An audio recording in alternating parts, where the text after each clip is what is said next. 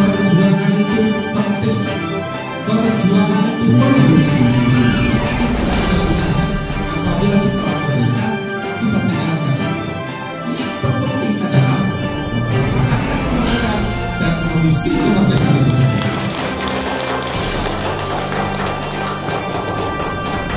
Itu saya rasa dan sudah menjadi garis besar di bawah kita. Ya, jangan coba-coba cek ombak di organisasi kita ini, karena akan kita kasih tsunami. Baik, saya akhiri. Assalamualaikum warahmatullahi wabarakatuh. Happy, happy, happy.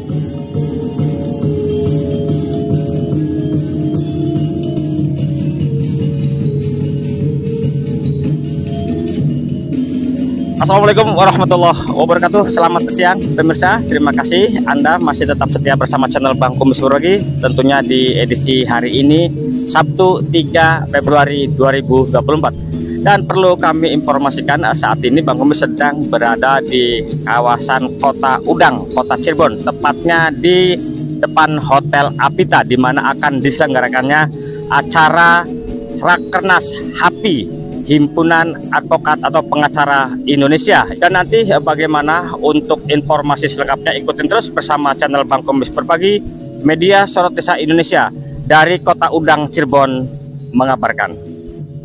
Nasional Rakernas Himpunan Advokat Pengacara Indonesia, Rakernas HAPI yang ke-31 yang digelar di Cirebon dari tanggal 3 sampai tanggal 4 Februari 2024.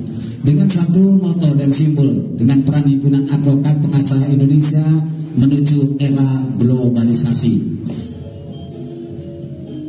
Kota Cirebon atau Kota Udang yang memiliki ragam kesenian tradisional. Salah satunya adalah tari topeng yang sampai saat ini masih eksis lestari. Dan hari ini tari topeng dari Sanggar Soban Patoman tampil di acara pembukaan Rakernas Himpunan Advokat atau Pengacara Indonesia atau HAPI ke-31 di Kota Cirebon, yang dihadiri puluhan perwakilan pengurus DPP se-Indonesia, dan turut hadir perwakilan PJ Gubernur Jawa Barat, Bupati Cirebon dan Wali Kota Cirebon, Kepala Kejaksaan Negeri Cirebon, Ketua DPRD Kabupaten Cirebon, Ketua Pengadilan Negeri Sumber dan Ketua Pengadilan Agama Sumber, Kapolresta Cirebon beserta Dandim. Dan Rakernas yang digelar hari ini sangatlah berbeda dengan hadirnya 4 Sultan Cirebon yang merupakan tamu kehormatan, yaitu Sultan Kasepuhan, Sultan Kanoman, Sultan Kacerbonan, dan Sultan Keprabonan.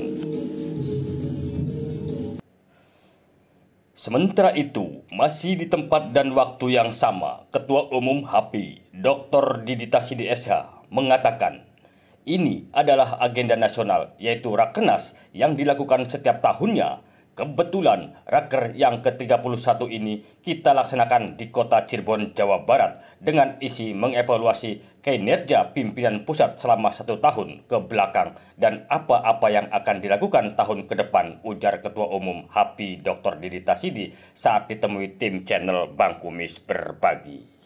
Pak Ketua, bisa dijelaskan agenda hari ini? Ya, baik, makasih. Ini adalah agenda nasional bahwa kita dari Himpunan Pengacara Indonesia akan melaksanakan rapat kerja nasional itu setiap tahun. Dan alhamdulillah tadi kita sampaikan bahwa pelaksanaannya di Kota Cirebon, kebetulan tanah kelahiran saya, rekan-rekan semua dari Indonesia alhamdulillah datang. Agendanya adalah mengevaluasi kinerja kita Dewan Pimpinan Pusat selama setahun, dan akan kemudian kita melaksanakan apa-apa yang akan kita lakukan selama 1 tahun ke depan. Anggotanya sendiri ada berapa HAPI, Pak? Ya, tadi di seluruh Indonesia itu sekitar 3.300 anggota. Alhamdulillah, dan ini masih terus menunggu mereka untuk melakukan PKPA, ujian, dan kemudian pengambilan sumpah di pengadilan tinggi di seluruh Indonesia. Nah, untuk kegiatan yang sudah dilakukan pada tahun kemarin, apa sih yang menjadi sorotan dan nilai keberhasilan dari HAPI? Ya, alhamdulillah kita sudah melaksanakan, tadi disampaikan sama Sekjen juga, bahwa kita sudah melakukan PKPA di Jawa Barat.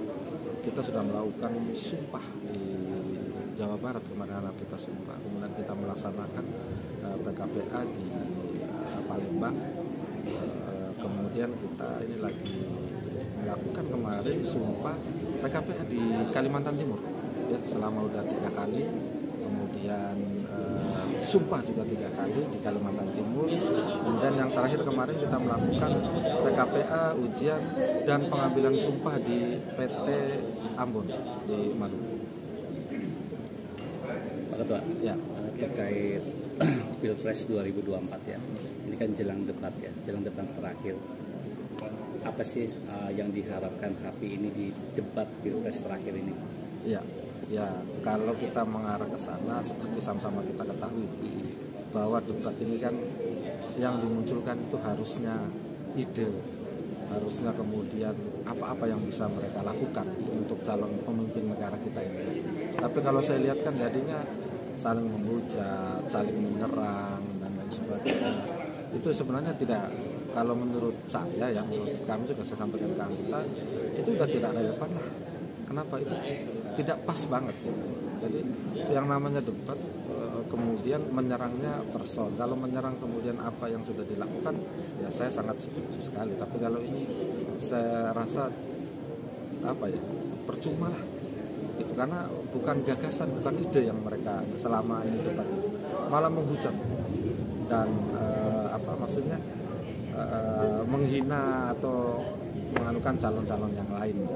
Ya sebenarnya kalau debatnya itu masuk akal ya, maksudnya apa yang disampaikan, yang didebatkan itu tentang kinerja mereka ke depan, itu saya sangat setuju sekali.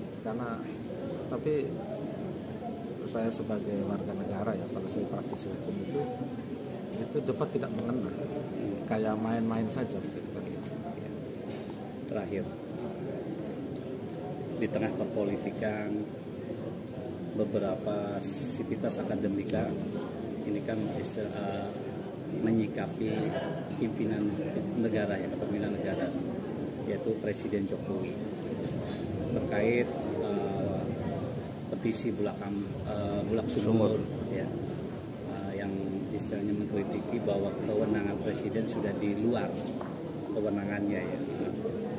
Menyikapi hal seperti itu, HAPI sendiri seperti apa? Ya, artinya gini, kalau kita bicara yuridis ya, kita bicara hukum, kita bicara undang-undang, apa yang dilakukan oleh presiden itu nggak ada salahnya. Ini kalau kita bicara presisi hukum, tidak ada salahnya di mana? Semuanya diatur oleh undang-undang. Ya, kecuali yang di luar daripada undang-undang. Jadi kan ribut, presiden karena nggak boleh. Undang-undang KPU-nya membolehkan seorang presiden itu untuk melakukan kampanye misalkan. Kenapa? Ya undang-undangnya boleh, yang penting jangan menggunakan fasilitas negara. Nah ini kan kayaknya dimainkan lawan-lawan politiknya gitu. Makanya gue bilang ini yang nggak sehat sebenarnya. Itu bukan bagaimana kemudian salah gunanya presiden, tidak. Tapi yang malah yang ribut ini mereka-mereka yang katanya ngerti hukum, tahu aturan, tapi mempersoalkan hukum itu sendiri. Jadi saya rasa apa yang dilakukan oleh presiden kita sekarang ini, selagi tidak mempergunakan fasilitas negara, itu sah-sah saja.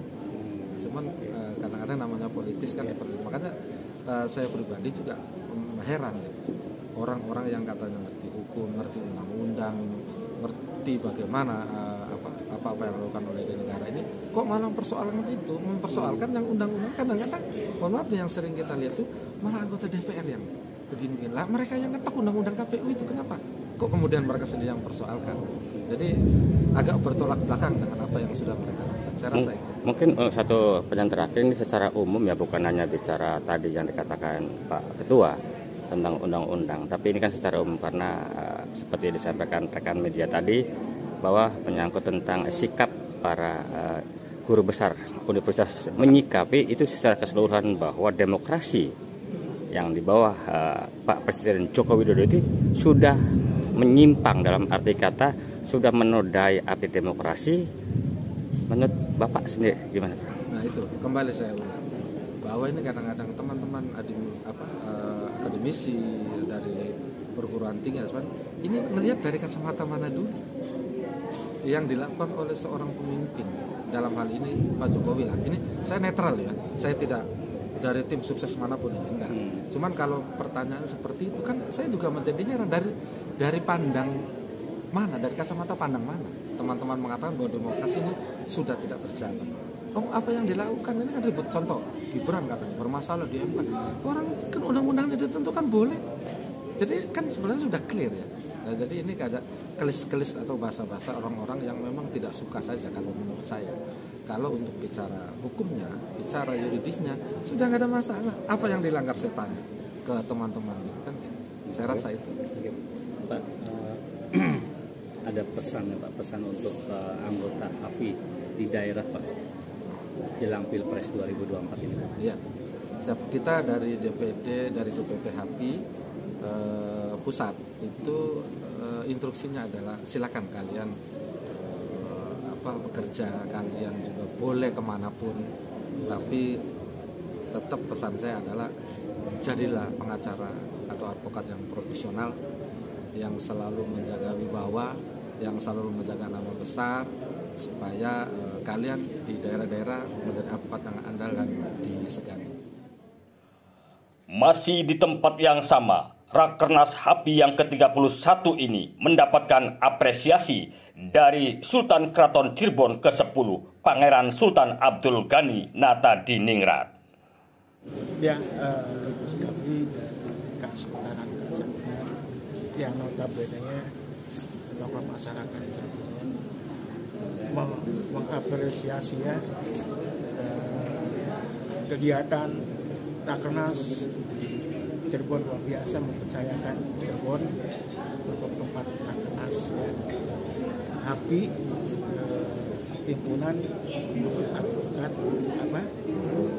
himpunan advokat dan pengacara Indonesia. Yang jelas acaranya kami berharap dapat berjalan lancar ya, dan mudah-mudahan Rakernas ini bisa menghasilkan hal-hal yang strategis tentang permasalahan advokatan, pengacaraan ya. Jadi lihat perkembangan saat sekarang mungkin bisa menjadi suatu masukan ya, hal yang bersifat hukum. Jadi sekali lagi kami mengapresiasi dia ini, intinya selamat dan sukses saja. Ya. Mungkin ini satu pertanyaan. Amin. Satu pertanyaan terakhir aja, karena tentang kondisi politik untuk di Cirebon sendiri, bagaimana Pak menanggapi tentang kondisi politik? Jadi menurut saya ini pengalaman yang bagus. Kita ambil makna positifnya saja. Hal-hal yang bertema dengan hukum kita bisa mempelajari. Ya, bagaimana kita agar lebih sempurna, otomatis kita dari semua kalangan akademisi dari tradisi hukum untuk membenahi Indonesia ini seperti apa ya, jadi bisa sumbangsi dan hal yang keadaan yang bersifat berkeadilan ya, apalagi masa demokrasi. Mudah-mudahan demokrasi kita tidak selalu loading, nanti suatu saat akan lebih baik. Terima kasih Pak Sultan.